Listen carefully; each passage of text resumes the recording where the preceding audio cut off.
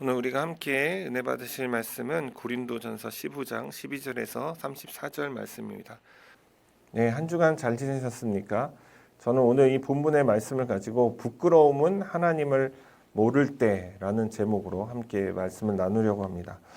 오늘 이 말씀의 내용이 상당히 길기 때문에 바로 본론으로 넘어가려고 합니다. 오늘 본문은 고린도 교회에 부활이 없다라고 주장하는 몇몇 이들, 그들을 향한 내용으로 되어 있습니다. 우리가 지난 강해 때 말씀드린 그 이후에 이제 뒤에 이어지는 두 번째 시간입니다. 아마 고린도전서 15장은 약 세 부분으로 나눠서 세 번에 걸쳐서 하게 될 텐데 오늘은 그 두 번째 시간이 되겠습니다. 고린도 교회 내에는 이 부활이 없다고 말하는 자들이 있었습니다. 그것을 12절에서 이렇게 말합니다. 그리스도께서 죽은 자 가운데서 다시 살아나셨다 전파되었거늘 너희 중에서 어떤 사람들은 어찌하여 죽은 자 가운데서 부활이 없다 하느냐. 이렇게 주장하는 자들이 있었다는 거예요. 12절 말씀은 이 전파되고 있는 그 복음 속에 그리스도의 다시 살아나심이 증거되고 있다라는 것을 의미하기도 합니다. 그렇게 전파된 복음을 이 11절 말씀과 같이 너희 고린도 교인들도 그걸 듣고 믿었잖아 라고 되묻는 것이죠. 그러니까 부활이 그 복음 안에 내포되어 있는 것이고 또 그 복음의 내용을 너희가 믿고 그것을 따르는 것이기 때문에 당연히 부활을 믿는 것 아니냐라는 의견이기도 합니다. 사도 바울은 이 전파된 부활을 너희가 만약 믿지 않는다면, 지금처럼 믿지 않는 자들이 있다면 그것이 어떤 문제를 일으키는가에 대해서 설명을 하고 있습니다. 첫 번째로 13절 말씀입니다. 만일 죽은 자의 부활이 없으면 그리스도도 다시 살아나지 못하셨으리라. 여러분, 만약에 죽은 자의 부활은, 여기서 이제 죽은 자의 부활은 육체의 부활을 뜻합니다. 육체의 부활이 만약에 없다면 그리스도의 부활도 없다는 거예요.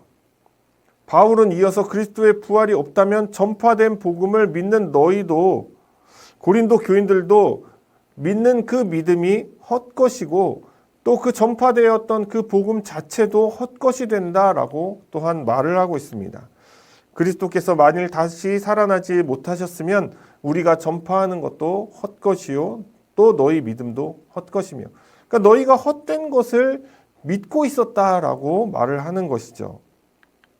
또한 헛것을 가르쳤던 바울 자신, 그리고 또 지금까지 온 세상을 돌아다니면서 복음을 전파했던 그 모든 사도들, 그리고 함께 이 복음을 전파하고 그들을 따라다니면서 교회를 섬겼던 그 모든 이들의 그 증언 역시 다 거짓이 된다라고 말을 하고 있는 거예요. 또 우리가 하나님의 거짓 증인으로 발견되리니, 우리가 하나님이 그리스도를 다시 살리셨다고 증언하였습니다. 만일 죽은 자가 다시 살아나는 일이 없으면 하나님이 그리스도를 다시 살리지 아니하셨으리라.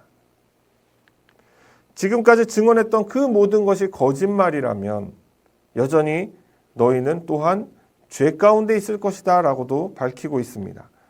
그리스도께서 다시 살아나신 일이 없으면 너희 믿음도 헛되고 너희가 여전히 죄 가운데 있을 것이요. 그리고 이어서 또한 너뿐만이 아니라 그리스도를 믿고 먼저 죽었던 그 사람들도 아무 소용없는 것을 위해서 죽은 것이다 라고 말을 하고 있습니다. 또한 그리스도 안에서 잠자는 자들도 망했다라는 표현을 하고 있는 것이죠. 바울은 총체적으로 부활이 없는 신자의 삶은 그냥 불쌍한 인생 그 자체라는 것입니다.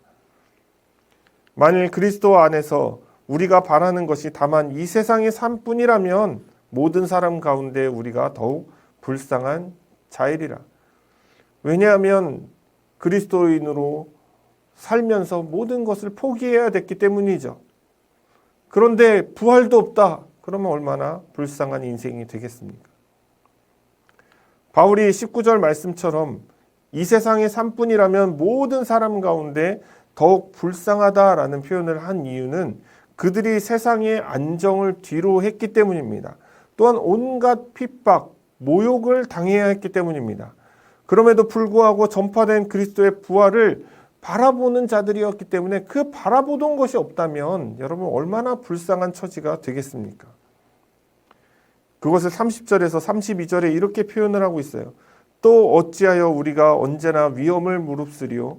형제들아, 내가 그리스도 예수 우리 주 안에서 가진 바 너희에 대한 나의 자랑을 두고 단언하니 나는 날마다 죽노라. 내가 사람의 방법으로 에베소에서 맹수와 더불어 싸웠다면 내게 무슨 유익이 있으리요? 죽은 자가 다시 살아나지 못한다면 내일 죽을 터이니 먹고 마시자 하리라. 당시 그리스도인들은 박해를 견뎌야 했습니다. 예수를 믿고 산다는 것은 너무 많은 것을 포기해야 됐어요. 바울이 고린도 교회에 편지를 쓸 당시만 해도 물론 고린도 지역에 전방위적인 핍박이 일어나기 전이었습니다. 그러나 여전히 사도들은 온갖 위협에 시달려야 했습니다. 복음을 전하는 자들은 늘 그 발걸음 속에 위협이 도사리고 있었다는 거예요.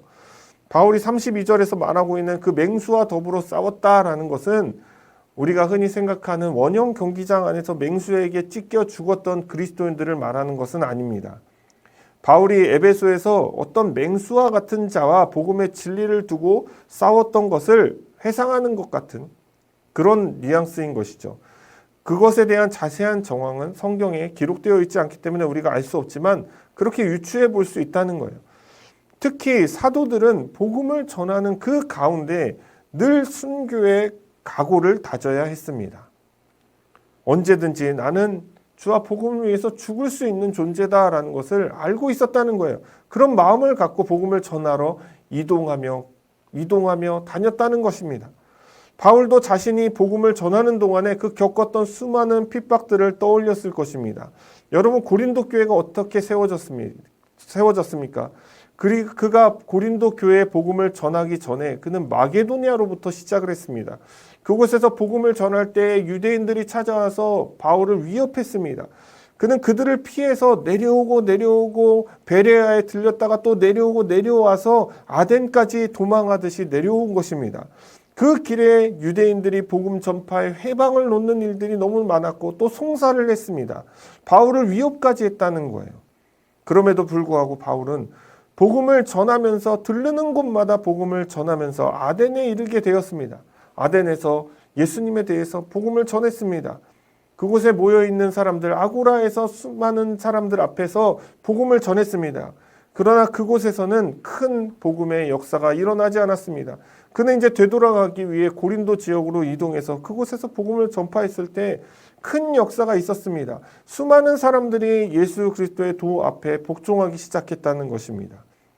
그리스를 떠나기 전에 고린도에서 복음을 전파하게 되었을 때 역사가 일어난 것처럼 그 위협을 무릅쓰고 내려와서 결국 복음의 결실을 크게 맺은 곳이 바로 고린도 지역이었다는 거예요.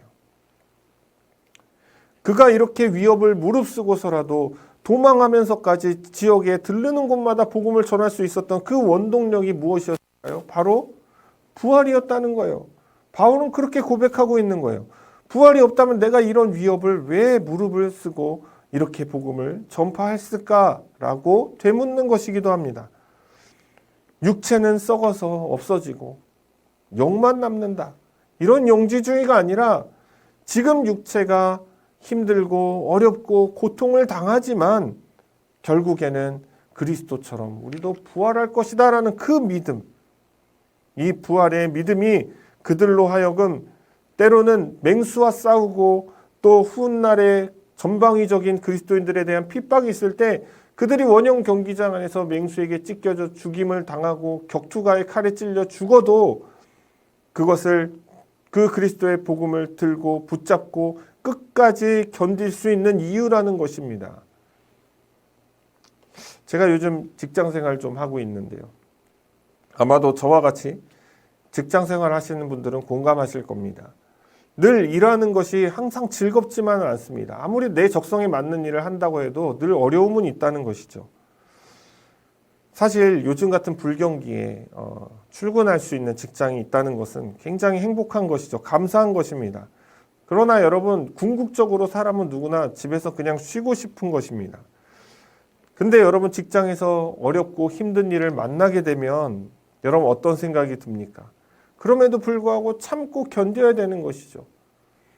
그리고 열심히 그냥 해야 되는 거예요. 나에게 주어진 일을 대충 할 수가 없는 거예요. 근데 그 이유가 뭔지 아십니까? 한 달 중에 딱 하루, 바로 월급날인 것입니다. 페이데이가 있다는 거예요. 그날 모든 것을 보상받는 것 같은 느낌이 든다는 거예요. 내가 고생했던 거, 한 달 동안 고생했던 거, 내가 정말 출근하기 싫은데도 가서 열심히 일했던 그것을 보상받는 날이 바로 월급날이라는 거예요. 그걸 바라보면서 일을 하는 거예요.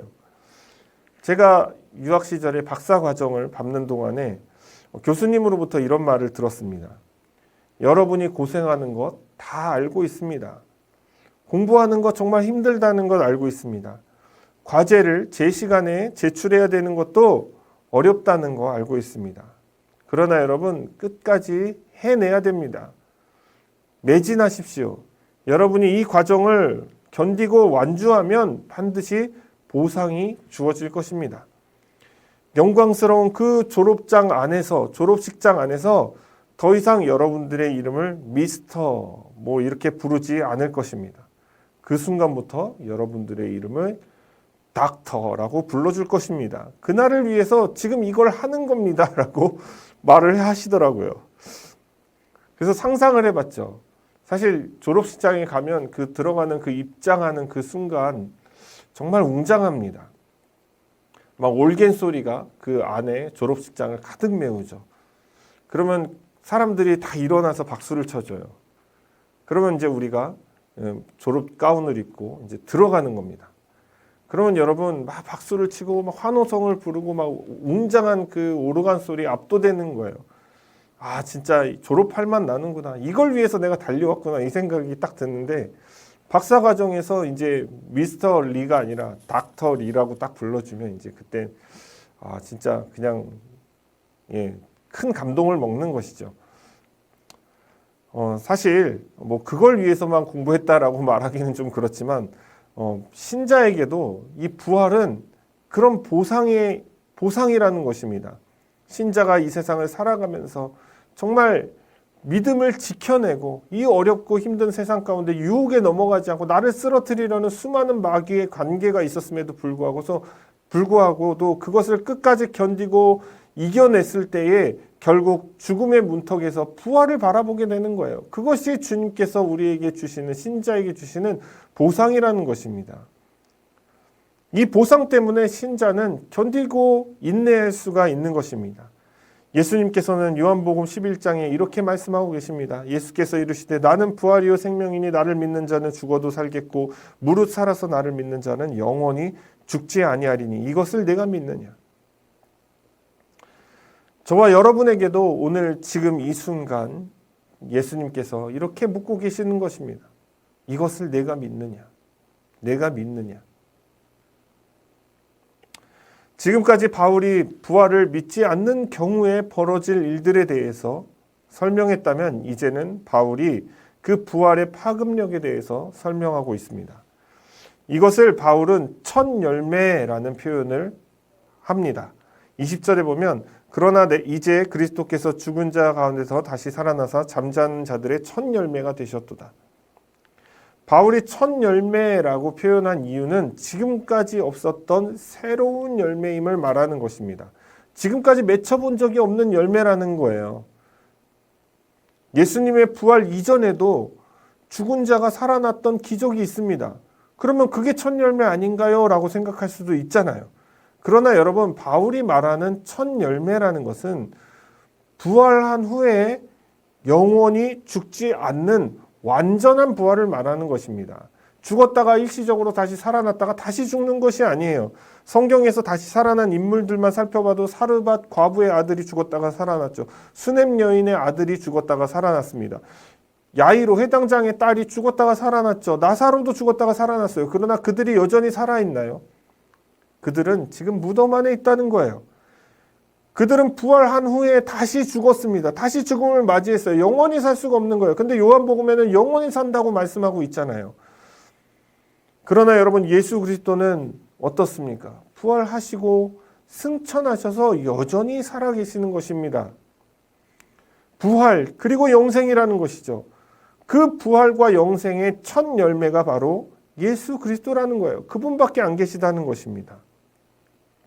이 첫 열매라는 것은 또한 뒤이어 믿는 신자에게 대량으로 동일하게 일어날 것을 말하는 것입니다. 첫 열매가 있으면 그 후에 일어나는 추수할 열매들이 있다는 것이죠. 이것을 바울은 사망과 대조하여 설명을 하고 있는데요. 21절에 보면 사망이 한 사람으로 말미암았으니 죽은 자의 부활도 한 사람으로 말미암는도다. 본래 사람은요, 하나님께서 영원히 사는 존재로 창조하셨습니다.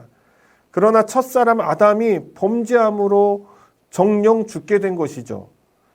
그 이후로 사람은 죽음 안에 갇혀 있었어요. 죽음이 찾아와서 죽음의 권세가 사람을 다스렸다는 거예요.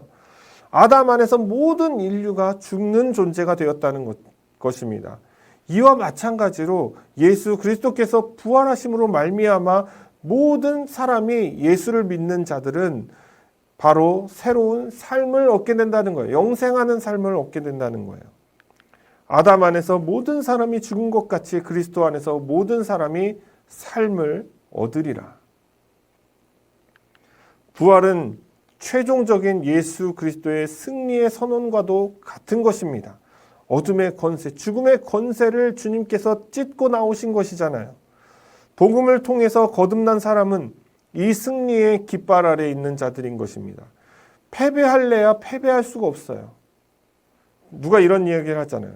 전 정말 자신이 없습니다. 질 자신이 없습니다. 정말 이 근자감이 대단한데요. 그러나 여러분, 그리스도인들은 그 말을 할 수 있는 거예요. 패배할 자신이 없는 거예요. 예수님 안에 있는 자들은 질 수가 없는 거예요. 이 승리의 선언은요, 과거의 죄 가운데 죽을 수밖에 없는 그런 숙명 같은 그 패배의 그림자를 완전히 몰아내는 것입니다. 우리의 삶에서 말이죠. 그러므로 그리스도인들은 이제 더 이상 죽음을 두려워하지 않는 것입니다. 그래서 죽음 앞에 의연한 거예요. 그래서 초대교회 신자들이 그 핍박 가운데 죽음을 당할 때에 하늘을 우러러 보는 것입니다. 그리고 그 시간에 오히려 더 기뻐하고 즐거워하고 하나님의 이름을 높여드리는 거예요. 불구덩이에 들어가고 맹수의 밥이 되고 검투사의 칼에 찔려 살점이 떨어져 나간다 할지라도 그들은 정녕 기뻐할 수 있었다는 것입니다. 왜냐하면 죽음의 권세를 이기신 예수 그리스도가 우리와 함께 계시고 그 안에 거하는 자들이기 때문이라는 것이죠. 요즘 신자들을 보면 너무 기운이 없는 그런 모습을 보입니다. 패배자 같아요. 가끔은. 승리했다는 확신이 없어요. 그런 마음을 갖고 사는 것 같지 않습니다. 믿는 사람들이 너무 많은 패배감과 상실감 안에 사로잡혀 살고 있는 것을 보게 됩니다. 세상에서 아무것도 아닌 세상이잖아요. 장막이잖아요. 이 짧은 세상의 삶 가운데 조금만 실패해도 얼굴에 근심이 가득합니다. 돈이 조금만 없어도 낙심에 지배를 당해요. 뭔가 조금만 하다가 삐끗해도 원망을 하고 좌절감을 쏟아냅니다. 저도 그랬어요. 여러분의 상황이 어떠하든지 여러분의 처지가 또 어떠하든지 그런 것들은 중요하지 않습니다. 이것 하나만 기억하세요. 주님께서 승리하셨다는 사실 말이죠. 저와 여러분은 이미 승리자예요. 근데 세상이 주는 조금의 그 불안감, 조금의 실패 때문에 패배감에 쩔어 있을 필요가 없는 겁니다. 그 세상에 어떤 문제가 닥쳐와도 두려워할 필요가 없는 거예요. 저와 여러분은 어떤 존재라고요? 죽음까지도 굴복시키신 그 예수님을 따르는 예수님의 백성이라는 것입니다. 이 아이덴티티를 여러분 분명하게 가지고 있어야 되는 거예요. 신자는. 그래서 항상 기뻐하라. 항상 기뻐할 수 있는 이유는 우리가 구원받은 존재잖아요. 그 세상에 줄 수 없는 가장 값어치 있는 것을 소유한 자들입니다. 밭에 있는 그 보화를 자기 전 재산을 털어서 사는 것처럼 우리 인생의 가장 중요한 문제를 해결하신, 구원의 문제를 해결하신 그 예수님을 따르는 자들이 세상의 그 작은 장막에 있는 그 작은 문제 때문에 여러분 견문 발검해서 되겠습니까? 한 마리 모기 죽이려고 초가삼간 태워서 되겠냐는 말이에요. 여러분, 우리의 대장 되신 예수님이 이미 승리하신 것입니다. 그 승리하심을 믿으시는 저와 여러분이 되기를 주님의 이름으로 축원을 드립니다.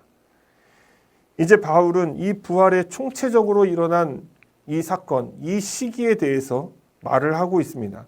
바울은 그 첫 열매에 이어서 대량으로 추수를 거둘 시기를 예수님의 재림의 때라고 말을 하고 있습니다. 그때 잠들었던 신자들이 부활하고 마지막 때가 임하게 되는데, 그때의 이 세상의 통치와 권세와 능력을 그리스도께서 다 멸하시고 그것을 하나님께 이양한다라고, 바친다라고 말을 합니다.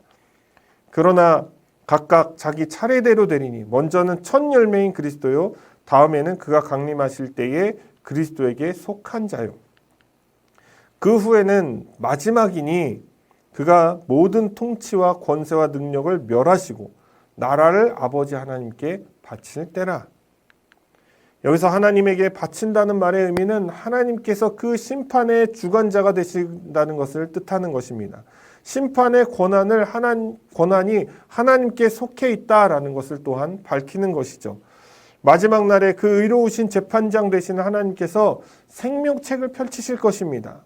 그리고 예수 그리스도께서 보증한 그 신자들의 명단이 생명책에 기록되어 있다면 그 자는 구원을 받을 것이고, 그 생명책에 누락되어 있는 자들은 심판을 받게 되는 거예요. 영원한 파멸을 맞게 된다는 거예요. 이 파멸은 사람에게 국한된 것이 아니라 타락한 천사들도 포함되어 있는 것입니다. 이것에 대한 구체적인 내용을 바울이 이렇게 설명합니다. 그가 모든 원수를 그 발 아래에 둘 때까지 반드시 왕노릇 하시리니 맨 나중에 멸망받을 원수는 사망이라. 만물을 그의 발 아래에 두셨다 하셨으니 만물을 아래에 둔다 말씀하실 때에 만물을 그의 아래에 두시니가 그 중에 들지 아니한 것이 분명하도다. 만물을 그에게 복종하게 하실 때에는 아들 자신도 그때의 만물 자기에게 복종하게 하신 이에게 복종하게 되리니 이는 하나님이 만유의 주로서 만유 안에 계시려 하심이라. 먼저 파멸의 대상인 사망에 대해서 우리가 한번 알아보도록 하겠습니다. 본문은 사망을 마치 의인화시켜서 말을 하고 있습니다. 이것은 히브리의 문학적 표현인 것입니다. 사망이 가리키는 것은 죄의 세력을 말하는 것입니다. 그것을 상징화했다라고 이해할 수가 있죠. 바로 사탄을 말하는 것입니다. 본문에서는 멸망의 대상인 이 사망을 맨 나중이라고 말을 하고 있습니다. 그 파멸당할 시기가 맨 나중이다. 그럼 그 전에 있었던 일이 있다는 것이죠. 그것을 25절에는 모든 원수를 그 발 아래 둔다라는 표현으로 대신합니다. 예수님께서 재림의 때에 이 땅에 오시게 되면 그리스도를 배척했던 모든 존재를 굴복시키실 것입니다. 그리고 이 세상의 진정한 왕, 트루 킹으로서 그 왕권을 행사하신다는 것이죠. 그 모든 존재가 굴복하고 나면 맨 나중은 사망이라는 거예요. 즉 사탄이 파멸에 이르게 될 것이라는 것을 말씀하고 있는 것입니다. 그때 만물이 복종을 할 때에 성부 하나님께 자신의 권리를 이양한다는 거예요. 자신도 성부 하나님 앞에 굴복하겠다라는 뜻을 말씀하신 것입니다. 이것은 우리가 성부 하나님이 성자 예수님보다 더 위에 있는 존재, 더 나은 존재, 더 높은 존재로 착각해서는 안 되는 것입니다. 성부 하나님의 주도적 사역을 존중하시고 그 주도적 사역에 자신이 함께 동참하겠다, 그것을 인정하겠다라는 뜻인 것입니다. 분명한 것은 주님이 재림하실 때 다시 오시게 되면 이 세상은 심판을 받게 될 거라는 거예요.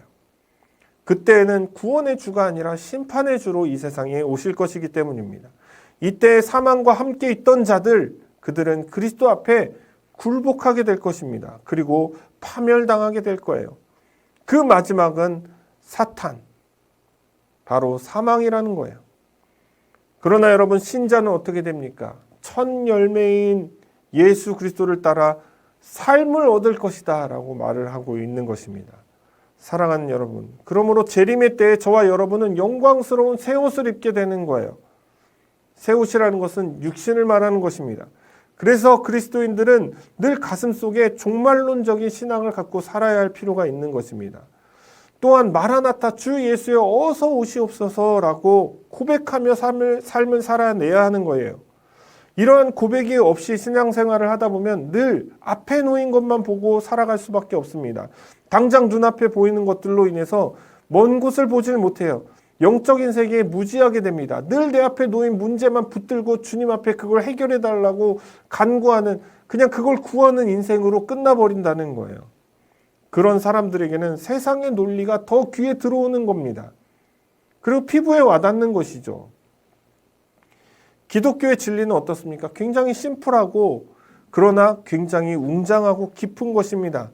부활이 바로 그런 거예요. 부활은 하나님의 진노의 심판 앞에서 생명을 얻는 마지막 단추를 잠그는 것과 같은 것입니다.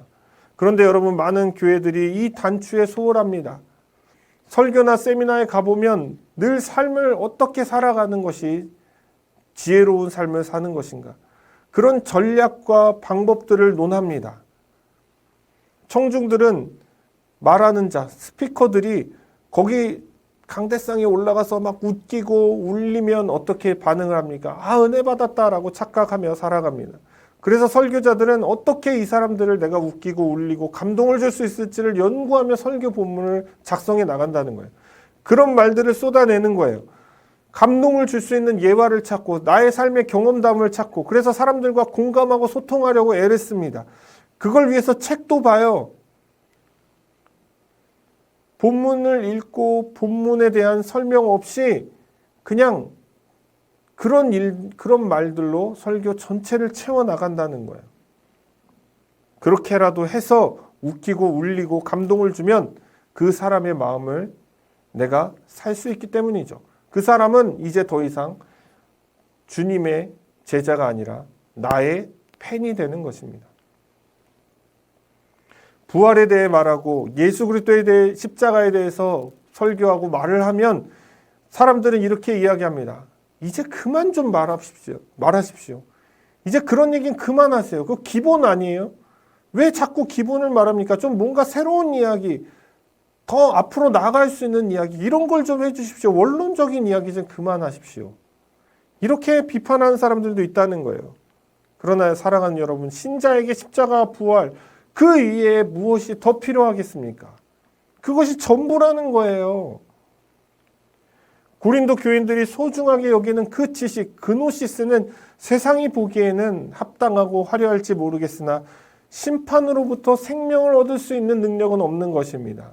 그러나 여러분, 부활은 심판으로부터 삶을 얻는 유일한 길임을 믿으시기를 바랍니다. 마지막 단추를 소홀히 여기지 마십시오. 바울은 이제 마지막으로 부활을 믿지 않는 것이 얼마나 무지한 것인지에 대해서 설명하고 있습니다. 어차피 다시 살아나지 못할 거면 죽은 자들을 위한 세례는 또 무슨 소용이냐, 이렇게 말을 하고 있어요. 만일 죽은 자들이 도무지 살아나지 못하면 죽은 자들을 위하여 세례를 받는 자들이 무엇을 하겠냐, 어찌하여 그들을 위하여 세례를 받느냐. 여기서 죽은 자들의 세례라는 것은 무엇이냐면, 당시에는 죽은 자들을 위해서 세례를 주는 관습이 있었다는 거예요. 그러니까 대리로 내가 받는 것이죠.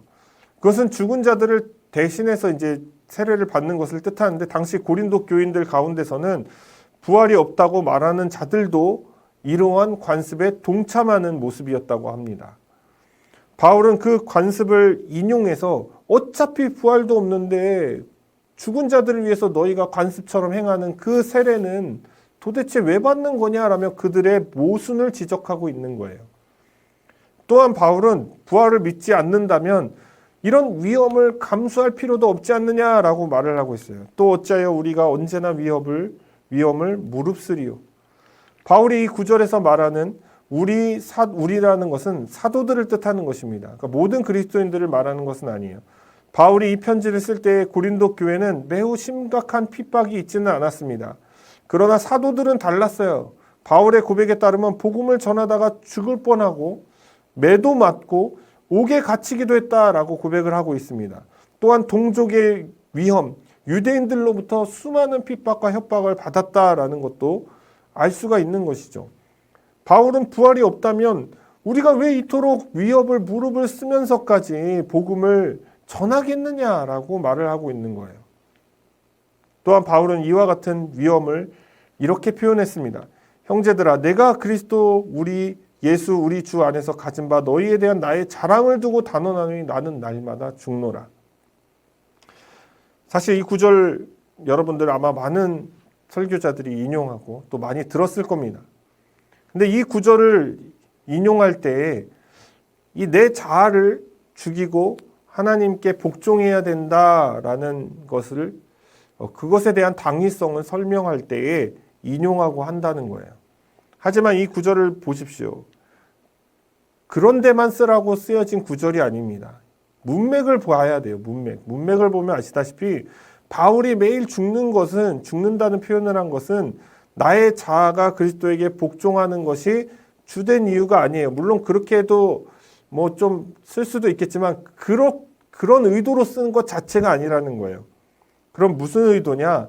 이 표현은 예수님께서 십자가를 지시고 당하신 그 고난과 같이 나 자신도 주와 복음을 위해서 이렇게 고난당하는 것, 또한 늘 죽음의 위협 앞에서 복음을 전하는 것에 게으르지 않는 이것을 고백한 거예요. 나는 날마다 죽는 자와 같다라고 고백을 한 것입니다. 그리고 부활이 없다면 어차피 한번 사는 인생 그냥 먹고 마시고 즐기면 된다. 이렇게 또한 말을 하고 있죠. 죽은 자가 다시 살아나지 못한다면 내일 죽을 텐데 먹고 마시자 하리라. 부활이 없다는 것이 얼마나 무지한 것인지를 넘어서 바울은 이것을 속이는 것이라고까지 표현을 하고 있습니다. 부활을 믿지 않는 자들의 선동에 다른 고린도 교인들이 넘어가지 말라라는 뜻으로 경고의 메시지를 하고 있는 거예요. 속지 말라. 악한 동무들은 선한 행실을 더럽힌다. 바울은 부활이 없다고 말하는 무리들에게 휩쓸려 다니지 말고 오히려 깨어있어 의를 행하고 죄를 짓지 말라라고 가르치고 있습니다.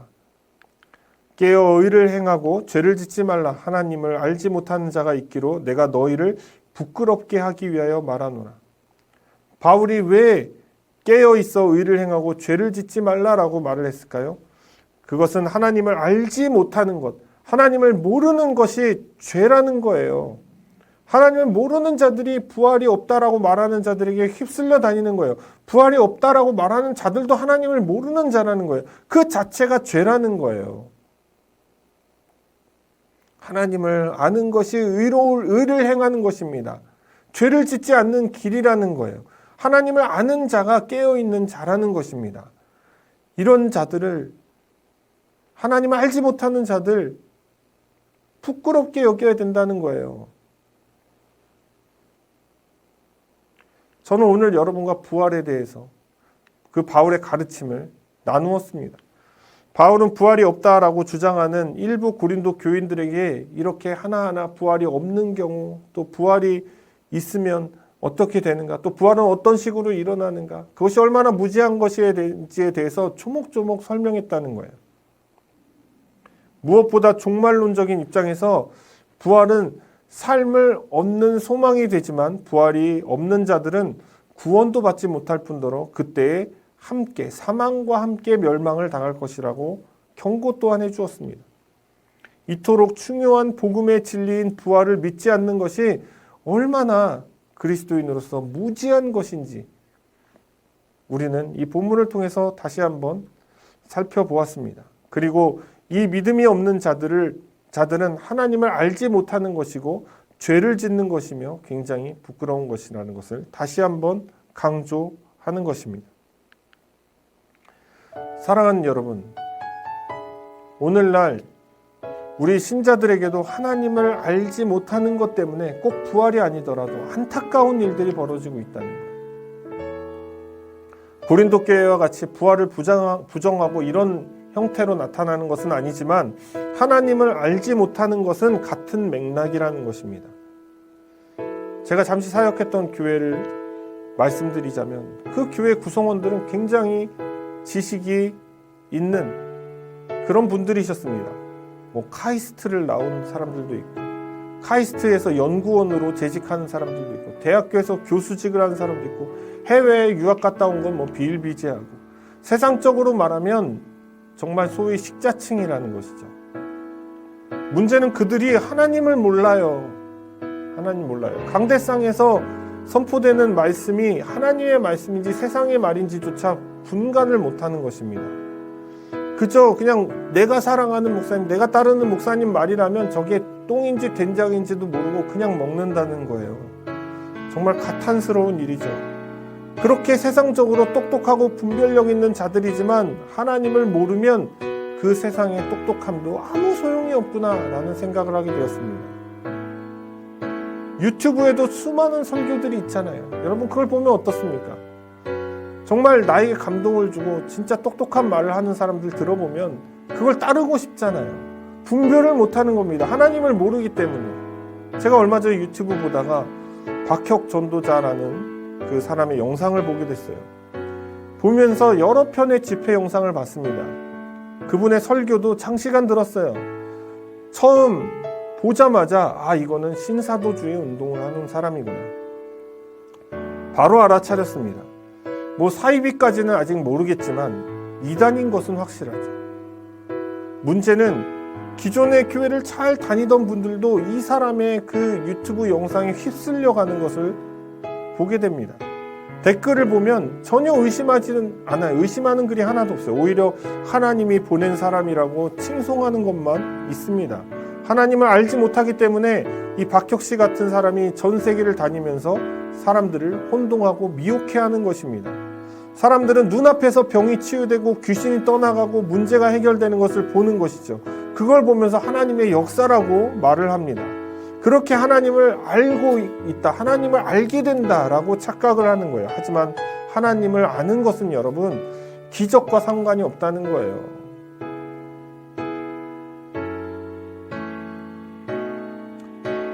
오히려 여러분 그 기적 때문에 하나님을 아는 그 진리를 가로막고 있다는 거예요. 그 기적을 일으킨 사람이 하나님을 대신한다는 거예요. 하나님과 나 사이에 그 사람이 가로막게 된다는 것입니다. 박혁 씨뿐만이 아니에요. 곳곳에서 이러한 신사도 운동을 펼치는 자들이 있습니다. 본인이 신사도 운동을 하는지 안 하는지도 모르고 신사도 운동을 펼쳐요. 그들이 교회를 세우고 하나님으로부터 내가 직통 계시를 받는다라고 주장을 합니다. 근데 여러분 왜 그 사람을 따르겠습니까? 눈앞에서 사람들이 치유되잖아요. 죽을 것 같은 사람이 일어납니다. 그런 모습을 직접 보면 사람들은 그 사람을 하나님이 보낸 사람이다, 이 시대의 선지자다라고 말할 수밖에 없는 것입니다. 그리고 그 기적을 체험한 당사자는 어떻게 될까요? 절대 그 사람으로부터 빠져나올 수가 없는 것입니다. 그들이 진정 무서운 것은 뭔지 아십니까? 여러분 사이비와 같이 따르는 무리들에게 금전을 요구하거나 뭔가를 무리하게 요구하지 않는다는 거예요. 선량한 얼굴로 주님이 너를 정말 사랑한다라고 말을 하는 것입니다. 그래서 사람들은 오히려 그들이 기존의 목회자보다 훨씬 나은 사람이라고 생각을 하는 거예요. 왜냐하면 기존의 목회자들은 정말 연약한 모습이 그대로 드러나는 경우가 많잖아요. 그리고 범교회적이라는 거예요. 이 사람은 가리지도 않아요. 그리고 하나님께서 이 시대에, 이 마지막 시대에 쓰시는 사람이라고 아무 의심 없이 그 사람을 받아들인다는 거예요. 그러나 여러분 결정적인 순간에 그 사람의 이단성이 드러나는 것입니다. 자신의 권위가 예수님과 같거나 사도들과 같은 것이다 라고 사람들에게 각인을 시켜요. 그를 따르는 사람들은 그가 하는 말을 성경의 권위만큼, 오히려 성경의 권위보다 더 높게 여깁니다. 어떤 경우에는 예수님이 아닌 자신의 이름으로 기도하여 사람을 낫게 하라고 말을 하기도 합니다. 자신의 사진에서 영적인 힘이 나오니까 그것을 곳곳에 걸어놓으라고 말을 합니다. 자신이 써준 글을 침대 밑에 두고 자라고 말을 합니다. 자신이 직접 기름을 부어서 안수까지 합니다. 그런데 여러분, 이러한 것들이 이단임에도 불구하고 하나님을 모르는 자들은 이것을 분별할 능력이 없다는 거예요. 하나님을 모르기 때문에 보이는 기적과 그 역사에 압도되어서 무작정 따라갈 수밖에 없다는 것입니다. 사랑하는 여러분, 하나님을 알기에 힘쓰시기 바랍니다. 하나님을 온전히 아셔야 됩니다. 알기 위해선 무엇을 해야 될까요? 성경을 읽어야 되는 거예요. 성경은 살아있는 하나님의 말씀입니다. 이 시대의 마지막 때에 주어진 검증된 하나님의 직통 계시가 바로 하나님 말씀이에요. 사람에게 오는 것이 아니라 성경을 통해 오는 겁니다. 내가 하나님의 말씀을 들었다고 주장하는 것보다 훨씬 안전하고 확실한 직통 계시의 말씀이 바로 성경이라는 것입니다. 그 말씀이 여러분 삶을 드라이브해가는, 인도해가는 삶을 사십시오. 성경의 말씀대로 열매를 맺으십시오. 사람의 말에 내가 보이는 가운데 역사가 일어나고 기적이 일어나는 것들 때문에 헷갈려서 갈팡질팡하지 마시고 하나님의 말씀 앞에 중심을 잡고 그 삶의 방향을 맞추어 가십시오. 큰 기적은 여러분, 죽은 사람이 막 내 눈앞에서 살아나고, 그리고 막 불치병이 다 해결이 되고, 안진뱅이가 일어나고, 눈먼 자가 눈을 뜨고, 귀신이 떠나가는 것, 그것이 큰 기적이 아니에요, 여러분. 그런 기적은 내 삶에 일어나지 않아도 아무 문제가 없어요. 진짜 큰 기적은 이미 신자들에게 일어나고 있다는 거예요. 예수 그리스도를 믿는 것이 바로 그 기적인 것입니다. 가장 큰 기적이에요. 그의 십자가를 은혜로 받아들이고, 그리고 그 십자가의 도를 따르기 원하는 그 자들의 삶이 바로 진짜 기적이라는 거예요. 마지막 때에 다시 살아날 것을 믿는 것이 바로 진짜 기적이라는 거예요. 죽음을 통과하는 그 믿음이 진짜 기적이라는 것입니다. 누가복음 11장 29절에서 예수님이 이렇게 말씀하셨어요. 무리가 모였을 때에 예수께서 말씀하시되 이 세대는 악한 세대라. 표적을 구하되 요나의 표적밖에 보일 표적이 없다. 악한 세대는 표적을 구한다는 거예요. 그래서 사람들은 표적을 쫓아간다는 거예요. 그러나 여러분, 예수님은 나는 요나의 표적밖에 보일 것이 없다라고 말씀하신 것입니다. 요나의 표적은 니느웨의 회개인 것입니다. 주님은 인자도 이 시대에 그러하리라고 말씀하셨습니다. 이 시대에, 이 악한 세대에, 니느웨와 같이 멸망받을 시대에 회개가 일어나는 것이 진짜 기적이고 표적이라고 말씀하고 있다는 거예요. 바로 지금 저와 여러분이 회개하고 예수님을 믿는 것 그 자체가 진정한 기적인 것입니다. 이 진리를 붙잡으십시오. 다른 것에 휘둘리지 마십시오. 위험한 물가에서 장난치지 마십시오. 안전한 곳으로 들어오십시오. 하나님의 말씀 안으로, 그 바운더리 안으로 들어오시기 바랍니다. 마지막 시대를 사랑하는 여러분, 이제 하나님을 제대로 알아야 합니다. 하나님을 알고 있다고 교만하거나 착각하지 마십시오. 보이는 것이 전부가 아닙니다. 더 알기 위해서 매일같이 힘쓰시기 바랍니다. 하나님의 충분하신, 그리고 완벽하신, 기록된 그 직접 계시의 하나님의 말씀 성경을 붙들고 제대로 알고 믿으시는 그런 저와 여러분들이 되시기를 주님의 이름으로 축원을 드립니다.